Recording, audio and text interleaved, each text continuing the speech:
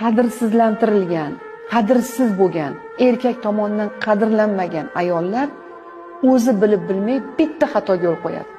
Ular yana ham ko'proq yoqishga, yana ham qulay bo'lishga, yana ham mukammal bo'lishga harakat qiladi. Afsuski bu ishlamaydi. Tushunyapsiz-a?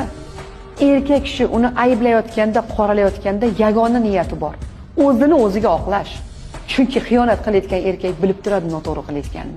Va uni yagona istagi ayolni qoralash orqali, uni yomon otliq qilish orqali o'ziga o'zini oqlash. Shuning uchun bunaqa vaziyatda qadrsiz bo'ldimi ayol, qancha egilsin, qancha boshqa bo'lsin, baribir erkak uni ayblayveradi. Buni proses demonizatsiya deyiladi. Bitta yechim bu munosabatlarga pauza qo'yib, hech qanaqa yoqishga harakat qilishning o'rniga bunga kuch sarflash mumkin. Chunki hozir baribir yoqmaydi.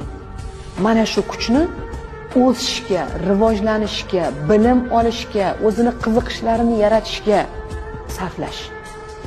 O'zini qadrini tiklashga sarflash. Tushundingizmi? Chunki egilgan sari battar qadrsiz bo'laveradi.